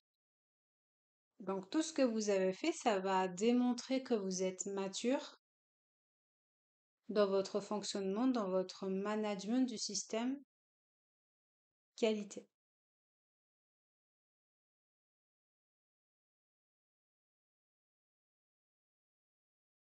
Un client, il va avoir besoin d'être rassuré. Gardez en tête ça. Il va se poser la question si son fournisseur, il a fourni et est-ce qu'il peut fournir des produits et des services. Donc tout court, est-ce qu'il peut produire des produits et est-ce qu'il peut les produire conformes à ses exigences et dans les délais. Donc pour être rassuré, il va vérifier plusieurs points. Donc il va vérifier comment est-ce que on traduit les commandes qu'il va envoyer. Il va vérifier comment est-ce qu'on traduit les exigences qu'il va envoyer, les spécifications. Il va également vérifier dans l'atelier comment est fabriqué le produit. Il va suivre le flux dans l'atelier. Ensuite, il va vérifier la partie non-conformité, comment sont traitées les non-conformités qu'il va envoyer, est-ce que c'est pris en compte, est-ce que il y a des analyses, est-ce que les analyses sont suivies. Il va également vérifier la partie performance en termes de taux de qualité ou de taux de non-qualité en fonction de ce que vous calculez, donc ce qu'on appelle l'OQD. Il va également vérifier la partie OTD, on-time delivery, la partie livraison dans les délais, la partie retard. Et il va poser différentes questions. Il va poser des questions sur donc les plans d'action, comment est-ce qu'on traite les non-conformités. Il va analyser l'ensemble, donc ce qu'on appelle des scorecards, la performance qualité et la performance OTD, livraison dans les délais. Il va vouloir savoir si tout est pris en compte. Il va vouloir comparer tout ça. Il va également vérifier si vous avez l'ensemble des ressources nécessaires. Est-ce que vous avez la polyvalence si dans le cas où vous avez des absences, est-ce que vous allez pouvoir lui fournir toujours les produits dans les délais et conformes? Donc on revient aux besoins énoncés en début de cette partie audit client. Ensuite, il va vouloir voir la charge de capacité. Il y a vraiment un lien avec l'audit ISO 9001. La particularité avec l'audit client, c'est ça va être focus sur ses produits à lui, mais c'est souvent les mêmes thématiques qui vont revenir, le plan d'action, les ressources, la gestion des compétences et de polyvalence. Donc, il va vous demander de ressortir la matrice des compétences et de polyvalence, voir comment est-ce que vous gérez vos ressources. Il va vous demander de ressortir votre plan d'action lié aux non-conformités. Il va vous demander comment vous traduisez ces commandes, comment se fait la revue de commandes, comment vous traduisez les exigences clients, les spécifications sur vos ordres de fabrication. Il va vous demander comment vous calculez vous suivez votre performance. Il peut vous poser des questions sur vos routines, vos, vos tableaux dans l'atelier, comment vous suivez les plans d'action dynamiques dans l'atelier. Il va vous demander comment vous vérifiez l'efficacité des actions que vous déployez. Il va vous demander les différents projets que vous avez. Voilà, ça va être différentes discussions, différentes questions. Son but, c'est d'être rassuré au final pour être rassuré par rapport au fait d'avoir ces produits conformes et dans les délais. Les outils de communication. Il va y avoir différentes routines, réunions, moyens de communication dans une entreprise. Ce que je vous conseille par rapport à la résolution de problèmes, c'est d'établir des routines pour le traitement des non-conformités internes, pour le traitement des non-conformités externes, et si vous êtes manager, d'avoir une routine spécifique liée au service, et effectivement utiliser les routines qui existent afin d'animer opérationnellement la résolution de problèmes. Je m'explique. Par exemple, sur ce schéma, on peut voir en bas de la pyramide AIC1 par service ou secteur. Qu'est-ce qu'un AIC1 ou un AIC2? AIC1 ou AIC2, c'est l'acronyme de animation à intervalles courtes. Le but de ces réunions de 15 minutes maximum, c'est de piloter la performance, de résoudre des problèmes en collaboration avec les fonctions support, entre la production et les fonctions support par exemple, de remonter les priorités dans les niveaux hiérarchiques et de favoriser forcément l'amélioration continue. Les AIC1 sont des routines réalisées quotidiennement sous forme de SQCDP. Donc un SQCDP, c'est pour sécurité, qualité, coût, délai, productivité ou présentéisme, en fonction de ce que choisit l'entreprise. Moi, j'ai vu les deux.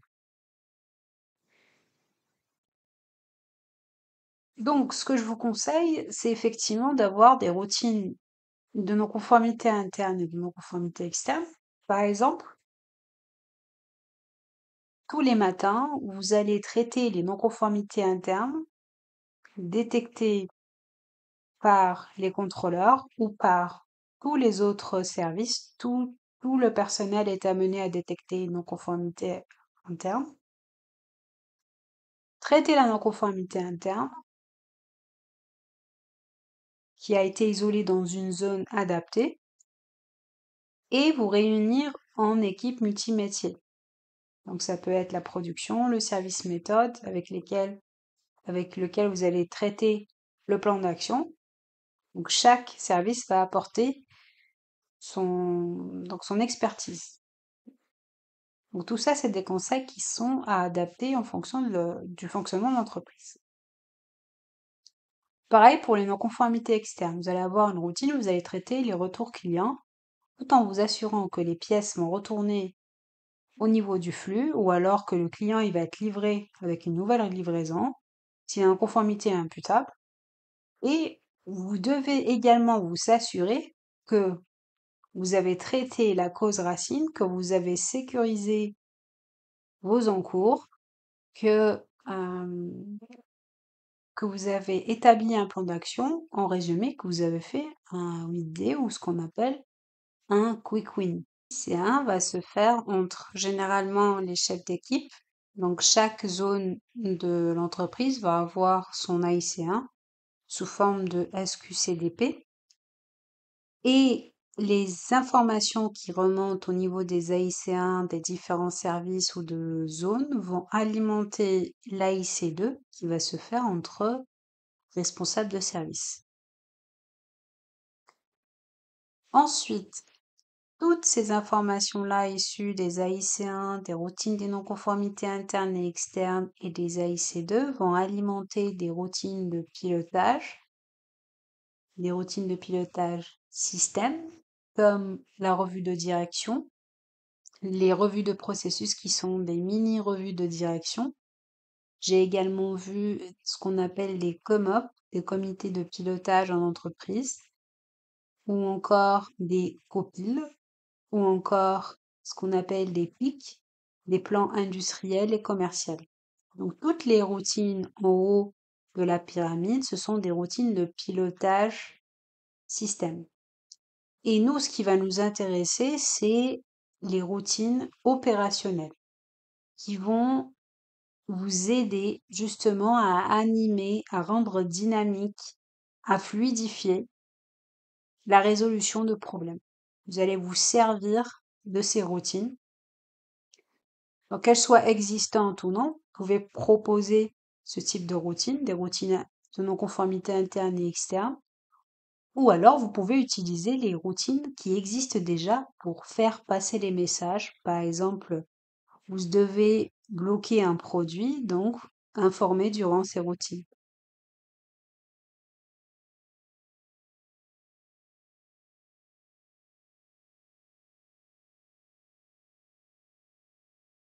Maintenant que vous savez ce que c'est qu'une non-conformité et un problème, que vous savez traiter un 8D, que vous connaissez la méthodologie, que vous savez comment construire vos indicateurs et les suivre, les analyser,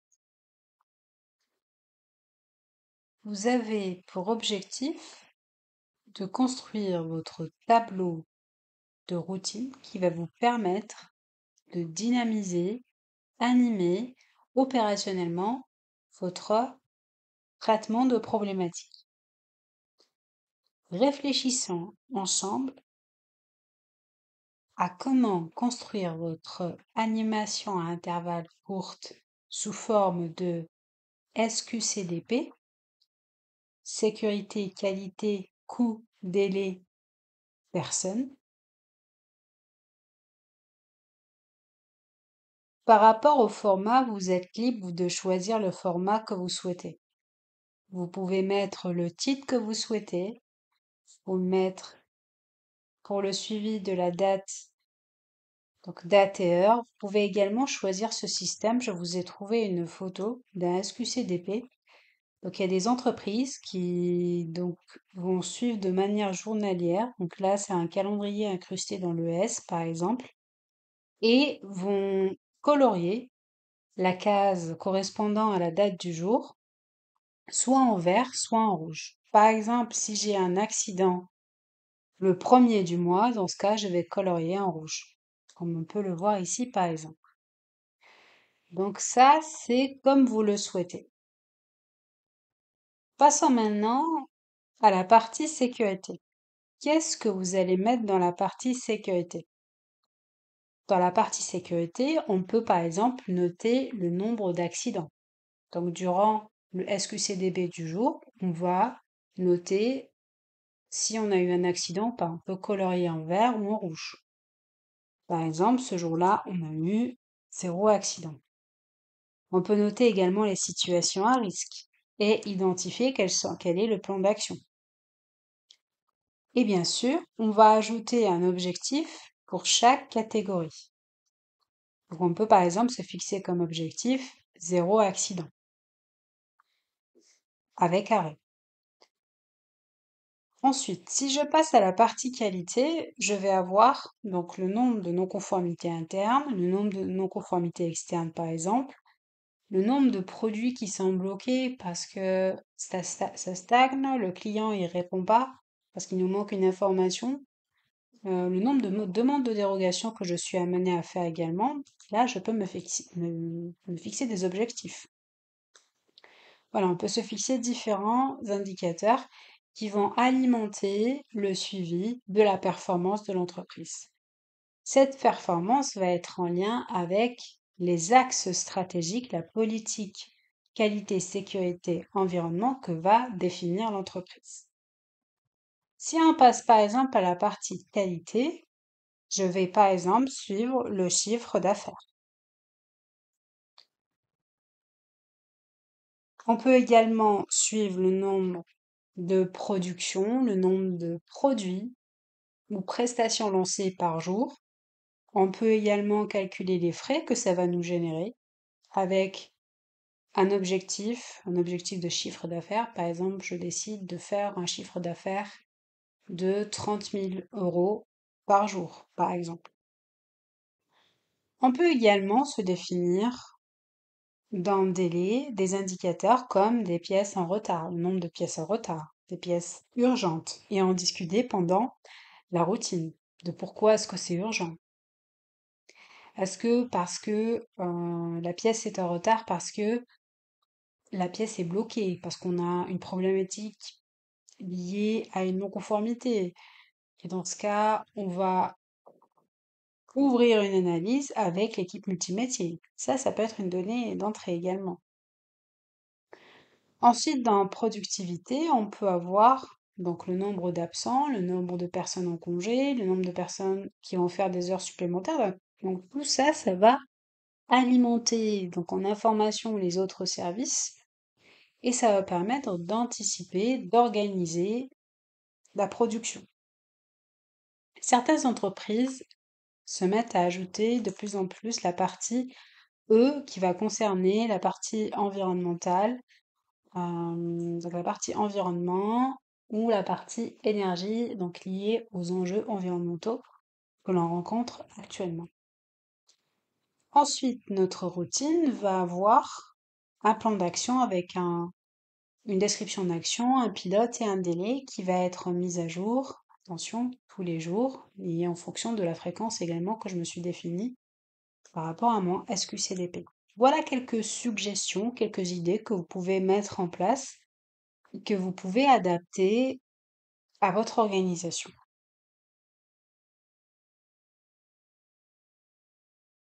Aborder un point important, ce sont les facteurs humains. L'entreprise est un environnement complexe où vont évoluer des humains soumis à des facteurs. Qu'est-ce que les facteurs humains? Les facteurs humains désignent l'ensemble des caractéristiques individuelles, sociales, psychologiques et culturelles qui influencent le comportement des personnes dans un environnement professionnel. Qu'est-ce que ça veut dire? Ça veut dire qu'on va avoir des êtres humains qui vont travailler ensemble. Il va y avoir des croyances, des cultures, il va y avoir l'état physiologique qui va avoir une influence sur la personne qui va produire le travail. Et donc, forcément, ça va avoir une influence sur le travail qu'elle va fournir. Pourquoi les facteurs humains sont importants? Parce qu'ils influencent la sécurité, la qualité et l'efficacité du travail.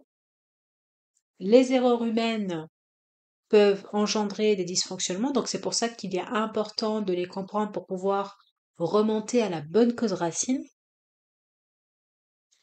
Mieux les comprendre permet de prévenir les risques et d'améliorer la performance globale. Quels sont ces facteurs humains? Donc on peut avoir la fatigue. En fin de journée, on n'a pas la même concentration qu'en début de journée. Le stress peut impacter le travail, peut impacter l'état physiologique de la personne. La communication, les incompréhensions. La charge de travail. Une personne surchargée ne fournira pas la même qualité de travail qu'une personne non surchargée. La motivation a un impact sur la qualité du travail également. Les compétences et la formation. Les conditions de travail. Par exemple, si la personne elle travaille dans un environnement bruyant ou non. L'organisation, les aspects organisationnels sont importants également dans l'identification de la cause racine et l'environnement de travail. Donc, tous ces facteurs-là vont impacter la qualité de travail. Je vous donne un exemple. On a un contrôleur qui va contrôler, par exemple, 24 dossiers par jour, donc 24 dossiers de différentes quantités. On va avoir des lots de 100 à 200, de 25 pièces.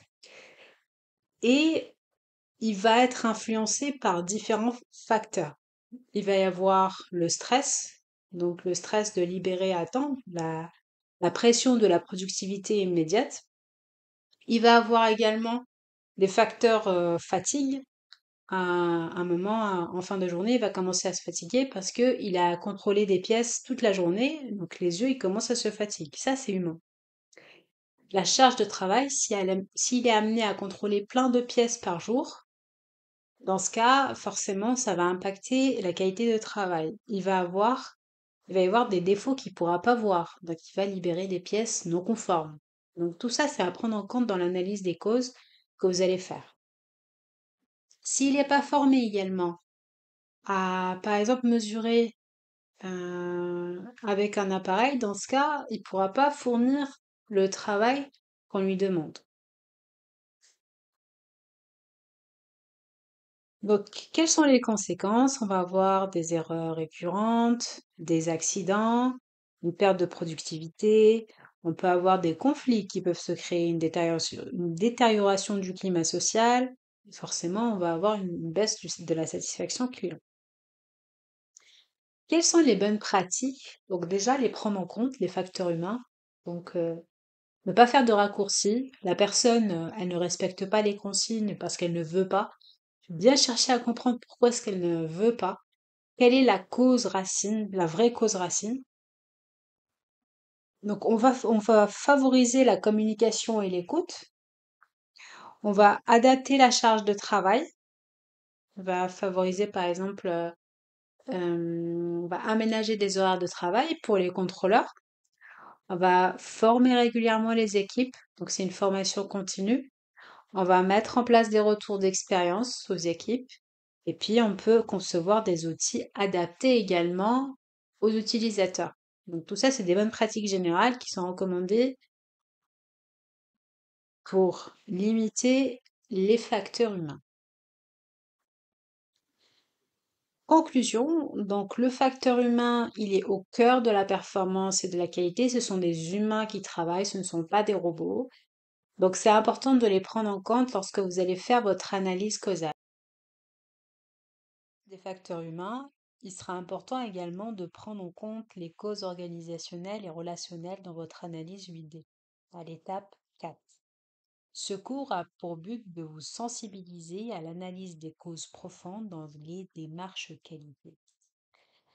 Les objectifs, vous allez comprendre les types de causes pouvant générer un dysfonctionnement au sein d'une organisation, distinguer les causes techniques, organisationnelles et relationnelles et savoir les identifier et les traiter dans le cadre de l'étape 4 de la méthode 8D.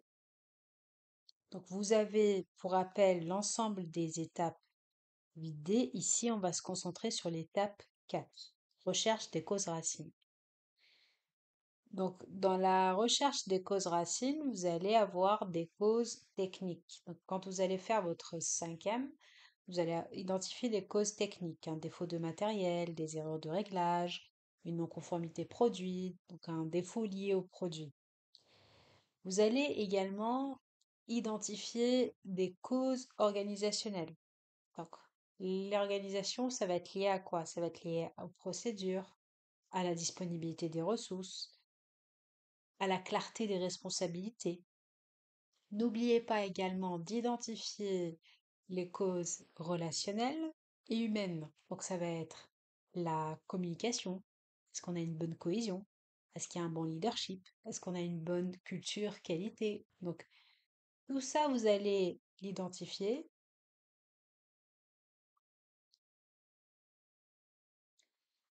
Qu'est-ce qu'une cause organisationnelle? Donc, une cause, c'est un facteur lié à la structure, au processus et aux ressources de l'entreprise. Par exemple, vous avez des procédures obsolètes ou inadaptées. Les procédures sont là pour définir le cadre, l'organisation. On peut avoir une absence de formation. On peut avoir une absence de formation et une ambiguïté dans les responsabilités aussi. On peut avoir un sous-effectif chronique, donc une surcharge de travail. Donc tout ça, ce sont des causes à prendre en compte aussi dans vos idées, parce que c'est ça aussi qui va générer une récurrence de problèmes. Quelles sont les causes relationnelles? Alors, les causes relationnelles, ce sont des facteurs liés aux interactions humaines au sein de l'entreprise. On peut avoir par exemple un manque de communication entre services, un fonctionnement en silo. On peut avoir une relation hiérarchique dégradée. On peut avoir une absence de collaboration, un conflit interpersonnel qui date, donc qu'on laisse traîner et qui est non traité. Étude de cas simplifiée. Par exemple, on a une erreur de préparation de commande. Quelles sont les causes organisationnelles? Donc, on va avoir une procédure de contrôle mal définie, par exemple, et on peut avoir aussi en cause relationnelle des tensions entre opérateurs et services logistiques. Tout ça, c'est à prendre en compte. Donc, quand vous allez faire votre brainstorming, quand vous allez poser les questions, donc tout ça, vous allez le déceler, le sentir, vous allez poser des questions. Quelles sont les conséquences de la négligence de ces causes? Donc, on a une récurrence du problème, on va avoir une résistance aux actions correctives, on va pas vouloir changer parce qu'on est sous tension, on n'a pas envie.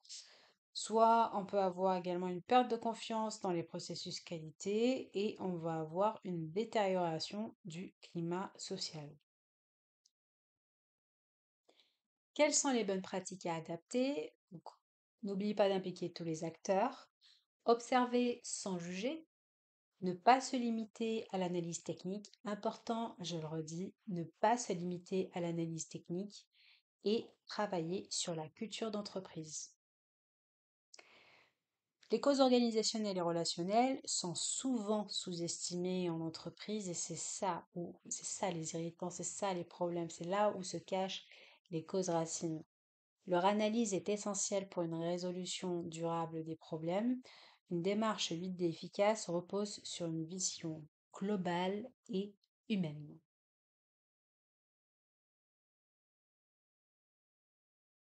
Bonus. Quels sont les skills et le mindset à avoir pour réussir le traitement de sa problématique?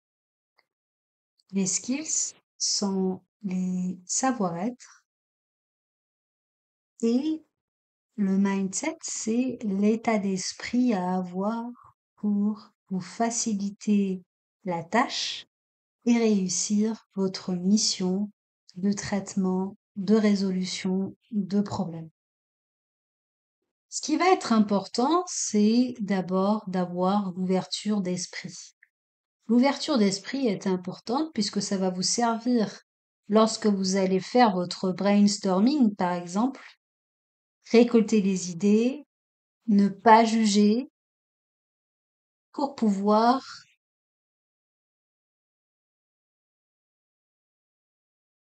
utiliser l'intelligence collective et identifier la cause racine et le plan d'action nécessaire pour éradiquer le problème. De la rigueur pour suivre votre plan d'action, suivre les actions des pilotes des actions. Vous êtes garant du suivi des actions, de la réalisation dans les délais, de la réalisation tout court. Il va être également important de boucler la boucle, c'est-à-dire aller au bout des actions après avoir vérifié factuellement la réalisation des actions. Est-ce que la gamme a été mise à jour? Est-ce que le document a bien avancé en termes d'indices? Est-ce qu'il a été mis à jour? Est-ce qu'on a signé le document? Ça fait partie de boucler la boucle. Est-ce que on a formé? Est-ce que la formation a été efficace? Est-ce que lorsque vous avez posé des questions qu'on vous a répondu par rapport à ce qu'on a transmis en formation. Ce qui va également être important, c'est de fédérer et de ne pas tout gérer seul. Vous ne pourrez pas gérer toute la résolution de vos problèmes ou encore les problèmes tout seul. Chaque personne a son rôle à jouer. Chaque domaine d'activité va contribuer à la résolution de problèmes. Si ça concerne un service planning qui va gérer les délais de livraison, n'hésitez pas à impliquer, fédérer et à déléguer les actions. Je vous dis ça car c'est quelque chose que j'ai expérimenté et c'est quelque chose qui va être important pour rendre la résolution de problèmes efficace et éliminer la récurrence de vos problèmes. Ce qui va également être important, c'est de comprendre les motivations et les difficultés de chacun. C'est un travail transversal, la résolution de problèmes, c'est un travail relationnel. Donc, il va être important de comprendre ce qui va motiver chacun. Chacun va être satellisé par des tâches, des urgences au quotidien. Et ils vont également avoir des difficultés. Donc, c'est important d'être dans la compréhension.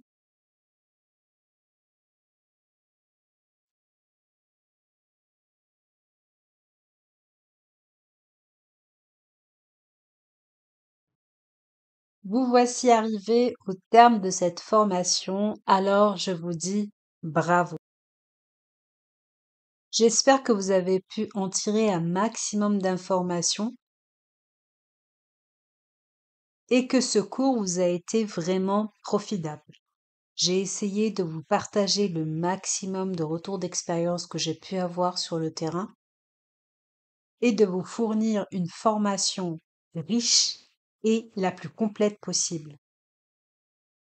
Sachez que vous allez pouvoir revenir sur les cours autant que vous voulez afin de réviser, de relire, de regarder les vidéos.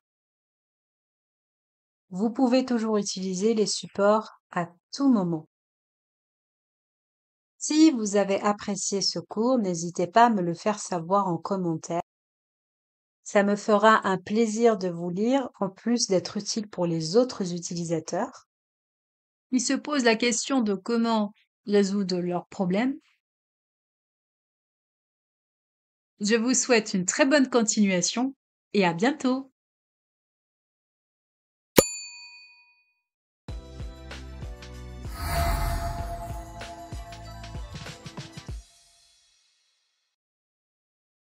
Mes outils QSE abordent différentes thématiques, des astuces, des conseils, des informations sur les domaines de la qualité, sécurité, environnement, secourisme, jardinage et bien d'autres sujets. N'hésitez pas à vous abonner. Les outils disponibles sur mesoutilsqse.com. Mesoutilsqse.com, c'est un site internet qui permet de télécharger des outils liés au domaine de la qualité, sécurité, environnement. Mesoutilsqse.com permet également de télécharger des outils liés à l'organisation personnelle. Pour accéder aux outils, il suffit de cliquer sur le bouton « Accéder aux outils QSE ».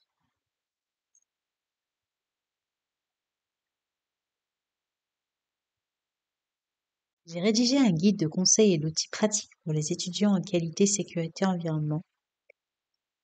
À travers 3 chapitres, j'aide les étudiants à travailler efficacement et à réussir leurs examens, à rechercher et réussir leurs stages, leur alternance et leurs futures missions en entreprise, et enfin à comprendre les codes de l'entreprise et ce qui est implicite en entreprise. Le deuxième outil, c'est un gestionnaire de budget automatisé qui permet de gérer ses dépenses personnelles. Le troisième, de compétences et de polyvalence qui permet en un coup d'œil d'identifier les tâches nécessitant un backup et de mettre le backup nécessaire.